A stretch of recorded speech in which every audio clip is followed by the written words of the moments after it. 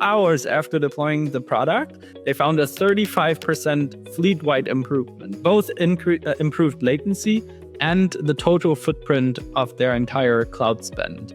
We didn't necessarily feel comfortable taking money without having done more market research and kind of figuring out where do we want to take the product. We wanted to kind of lay down the foundations and figure out who do we want to be as a company, write down our company handbook, company values, and all of these things. Definitely money availability is very different. Investors are much more cautious. Maybe it's a good thing, but also you probably need to be a bit more flexible about the terms. Raising as an AI company, even now at the end of 2024, is still very different. Fundraising is hard. Don't do anything that can damage your business.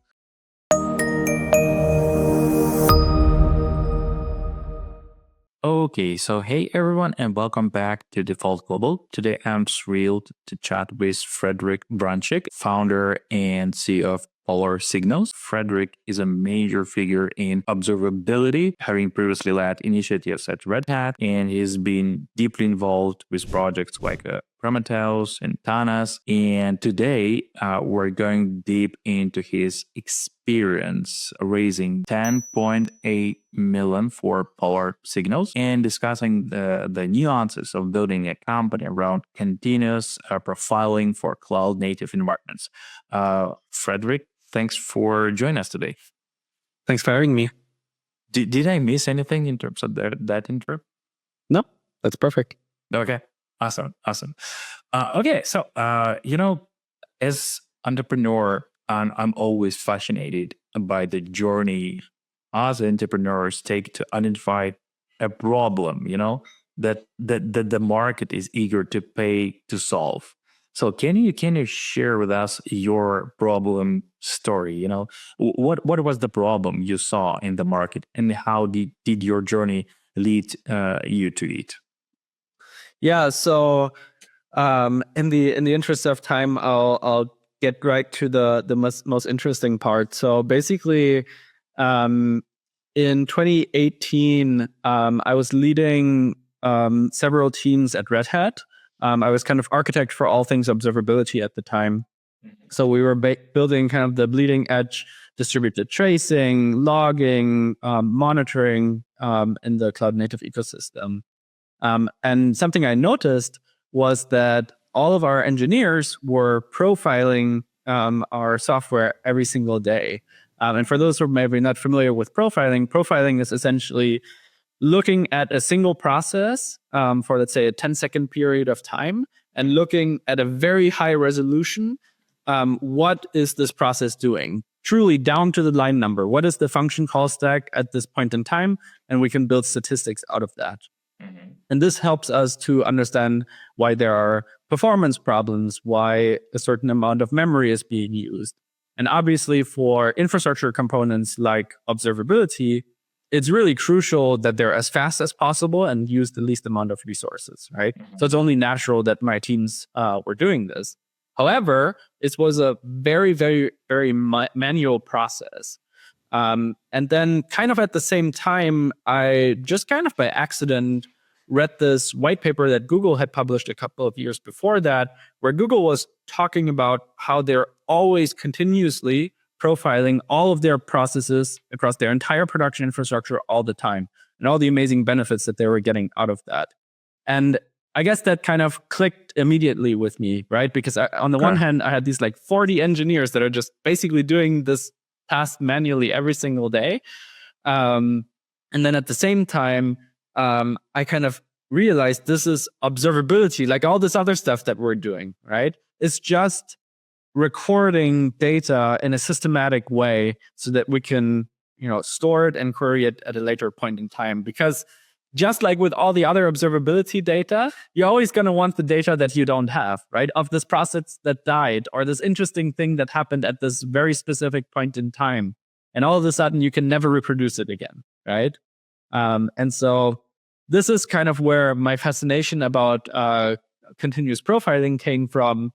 I put together this really in terms of software engineering, very terrible piece of software, right? Like called it very creatively conprof, right? Like no creativity whatsoever. But it brought so much value to my teams at Red Hat very quickly, that I kind of felt like, it was going to be now or never, because at the time there were no major providers that had a continuous profiling offering. That does look differently today. But at the time, I was like, this has so much value for me and my teams already, that there's something to this. Yeah. Yeah. And how, at this point, so how does Polar Signals address this problem? Yeah, great question. So it definitely changed pretty dramatically from when we started. So we have this agent that you install on every host in your infrastructure. And it uses this Linux kernel instrumentation technology called eBPF, which is essentially a virtual machine within the Linux kernel that you can use to safely extend the Linux kernel in a very specific way.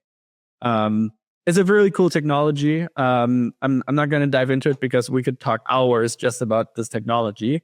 But this is essentially what allows us to grab this data at extremely high resolution, but also at extremely low overhead, because it's very close to the operating system, and the operating system already has to maintain the stack anyways.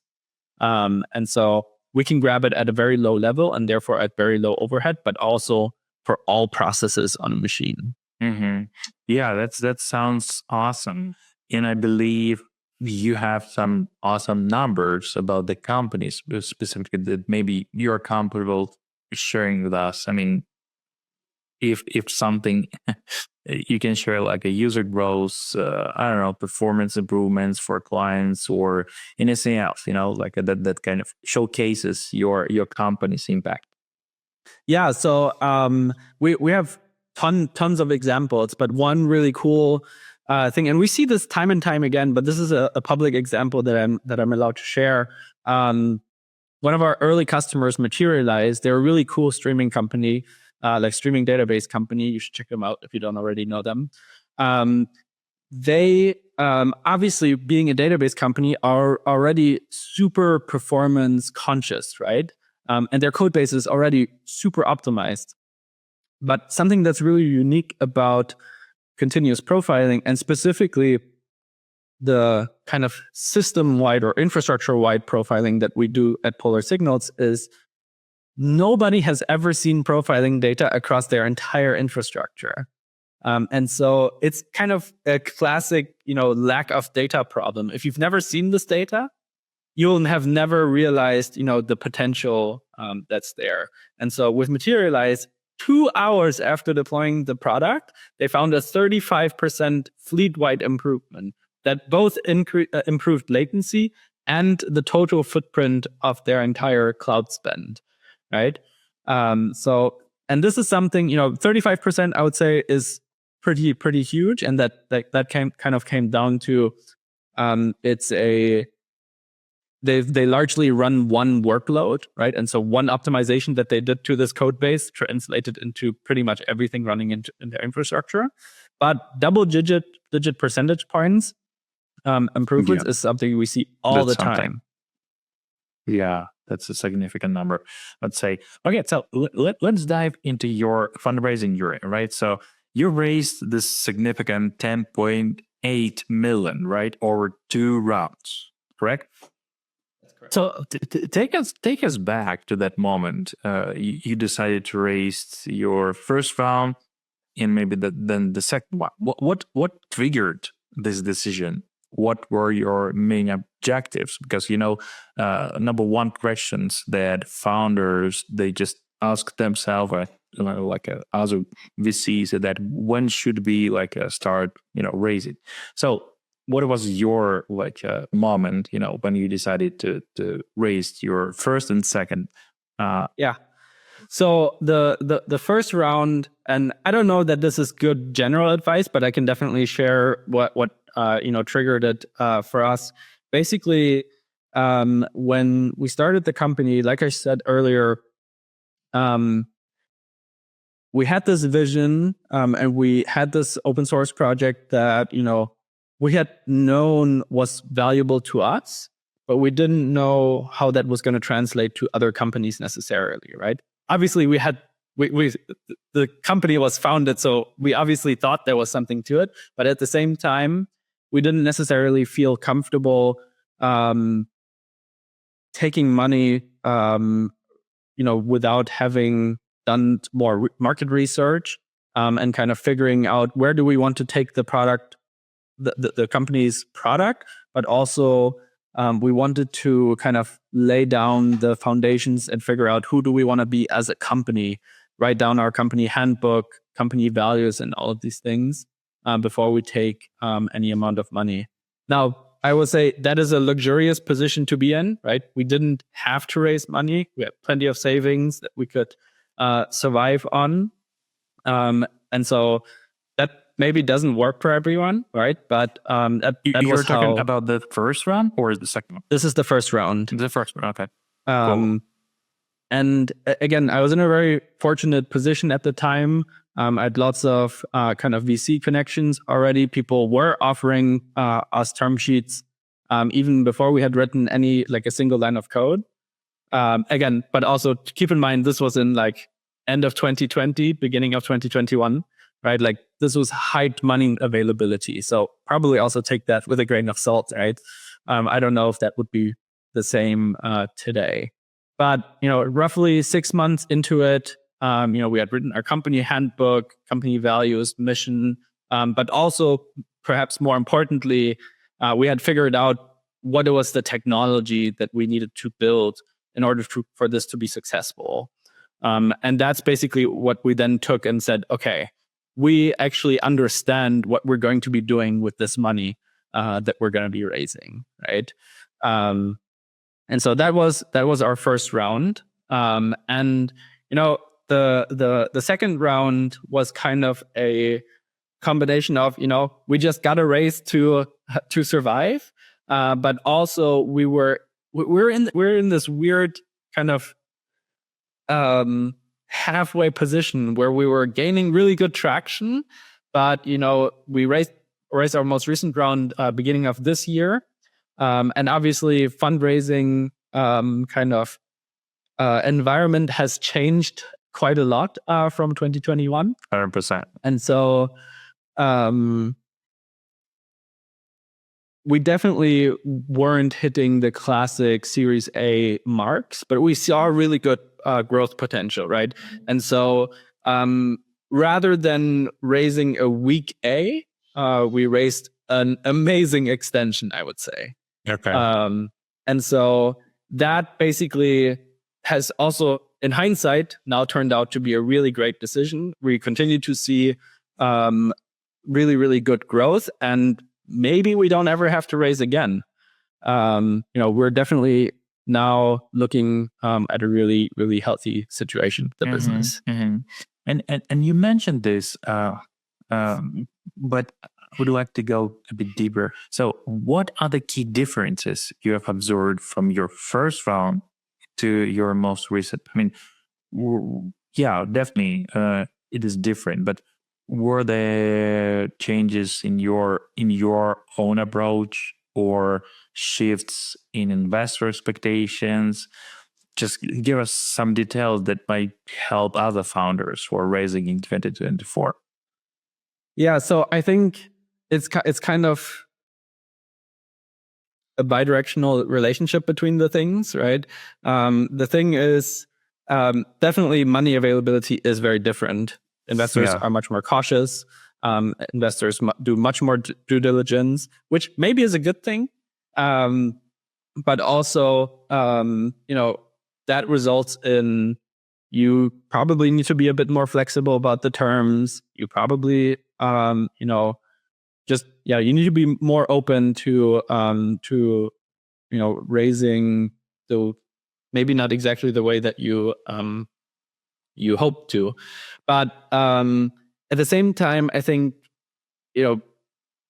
AI has become a big part and a big investment thesis for many VCs, and so if you're not a direct AI company, it is the question you have to be prepared for, right? Like, are you going to integrate AI somehow? What is your idea about AI? Are you an AI company, right? Yeah. We're not a like AI first company, right? And so for us, it was definitely different. I don't think I can speak for AI companies. I feel like raising as an AI company, even now in at the end of 2024, is still very different. But at the same time, if you're probably also doing your company a disservice, completely ignoring AI, right? Like there's definitely been advancements, and we have actually some AI features now as well that are actually really cool and useful, not just cool. I think this is the thing that where you need to strike the right balance, of course. But at the same time, I am also hearing a lot more, not necessarily criticism, but VCs have started to ask more about the potential ROI on these insane valuations on AI companies. So even in AI, I feel like VCs are becoming more cautious. Yeah, that's 100%. Another thing that I'm interested in, having this really, really deep and rich technical background, like with Red Hat, with other companies, right? How did this influence your approach to presenting power signals to investors, right? It is super, you know, uh, technical oriented, like a solution, right? So was this technical expertise a strong point, or did you face challenges, kind of translating this deep tech insights for your investors? So I think for us, this was overwhelmingly a positive thing. I will also say we work with extraordinarily technical VCs, right? They genuinely understand what we're doing to a very low level. And so I think, again, I think we're a very specific business. We're a dev tools company, right? I struggle to believe that a founder who's non-technical is as successful selling their products to a technical person, right? Like developers are extraordinarily difficult to sell to. They've in the first place don't want to purchase anything, right? And so you have to bring extreme depth of technical knowledge to sales meetings, to demos, in order to be able to convince engineers that your product is worth it, and then it does work. And I feel like VCs it's kind of similar, right? Like if you really, really deeply understand your space, you can sell yourself to a VC as well, right? And speaking about VCs, like you partner with like some really cool investors, like you mentioned, with GV, right? Lightspeed Venture Partners. So my second another question would be, when deciding on your investors, right? Was it just about the capital, or were there other like strategical considerations you were looking for? Yeah. So again, I think we were at the time in a very fortunate position that we could choose RVCs. If you're in this position, then by all means, pick the VC you feel like you're going to be able to work with best, who have the best network. But I don't think there's any shame in also taking the investment that you can get, right? Like it's hard. Fundraising is hard. Of course, don't do anything that can damage your business. I've definitely heard this happen as well. But again, I think we were in a very fortunate position. I basically chose a combination of investors who are extremely experienced in the DevTools space, as well as kind of connections that I had previously made already. And so it was a combination of, I feel confident that I'm going to be able to have a long-term business relationship with these people. as well as they're going to be able to increase the chances of this business being successful. Yeah. And I'm tracking some of the quickest seed round closings this year. With the extremes ranging from just 3 meetings to over like 150 meetings. So what was your experience with your with your last round, right? How many meetings did it take you just to close your first and your second round? So I would say they were vastly different. The first round, the first one was kind of crazy. Basically, we had decided we're now going to raise, and so partly based on advice that I had gotten from one of our advisors, basically I picked a week during which we were going to do fundraising, and I sent all the VCs that I that I wanted to work with. I sent them an email and said, "This is the week that we're going to be fundraising. On Friday, we're going to be signing a term sheet." Was it a cold outreach, or you already? No, I had done intros with almost all of these VCs at this point. I think getting to know your potential business partners early is really important. Yeah. You want to be able to skip that intro and kind of just get right to it, right? So this wasn't cold outreach. I had somewhat existing relationships with the VCs that we were talking. And basically, I was like, if you want to meet, this is the week. And on Friday, we're going to sign a term sheet. I think we ended up signing it at some point on Saturday, but that was how. That was your first round, yeah? That was the first round in 2020, yeah? 21. Okay. And the second one you raised in 2024, right? Early this year, okay. Yeah, so what we actually didn't, I don't think I've ever publicly talked about this. We actually, about a year before that already had kind of tested the waters, right? We didn't have to raise at the time. But, I kind of went out and wanted to get a feel for, where are VCs at? Do they feel like we're in a good position to start raising? And I think we got really good feedback based on that. What about the business should we be working on?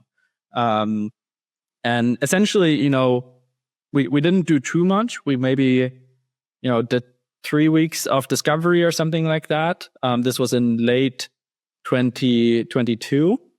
And so we got some phenomenal feedback from a lot of really awesome VCs. And we basically took that to heart, went back to build work on the business for about 9 months. We launched the product publicly, and that's when we started raising the next round. Okay, but still, how many meetings did it take you to close the last one? The second round, I would say it wasn't insane, but it wasn't little either. I want to say somewhere in the realm of 30 meetings, maybe. 30 meetings. Okay. Okay. That's cool. That's called 30 meetings. Okay. So another question. I noticed that your company operates with a distributed team across various countries, right? While you're based in Germany, I know that you have team in the US, probably in some other countries, right? So how did this international setup impact your discussions with investors? Was it seen as an advantage, or did it pose certain challenges during fundraising? I don't think it was ever. I think it's neutral. I don't think it's positive. I don't think it's negative. I think it's just how we chose to build the company, and I think what matters is whether the company ends up being successful, right? And so we made a very conscious choice, but also really in end of 2020, nobody really had a choice, right? just everybody worked from home anyways. But the conscious choice that we made was we are going to be a remote only forever company, right? And so from day one, we created practices that ensured that working remotely was going to work well. And so that was, for example, the very first employee at Polar Signals he came to us from HashiCorp, or I had known him for a long time before that. I don't think the very first startup hire is ever someone who you don't know at all. But he had several truly remote only jobs already at the time, and so he brought a lot of really good practices into the company that helped us manifest this. Okay, that's awesome. So probably my last question, based on your extensive experience, what maybe piece of advice would you give to founders trying to raise their seed round in 2024? Yeah, that's a tough one. Again, I think so. I think something that really helped us, and I think this is regardless of that it was height of money availability. What we had at the point where we were raising was, not just we had a vision, but we actually had a real product that we had given to real customers, right? So this wasn't a hypothetical. We've actually had real users that investors could already talk to, right? This is so much more real than, telling a story. And then the other thing is, we see all these super huge AI valuations, right? Frankly, I don't necessarily think that's the best thing for the business, because it does mean that you need to have huge multiples for any of your employees to ever get anything out of it, right? And so I'm actually a pretty strong believer of finding a really good balance between valuation and money raised, so that you as a founder, you're probably, if there's some sort of exit, you'll probably have something out of it anyways, right? But I feel pretty strongly that everyone who's been a part of this should and is taking a huge risk should get something out of it as well. And so I personally think finding the right balance between valuation and money raised is pretty important. Awesome, that's a good one. Thank you very much, Frederic. This has been really cool conversation. Thanks for joining us today. Of course, my pleasure.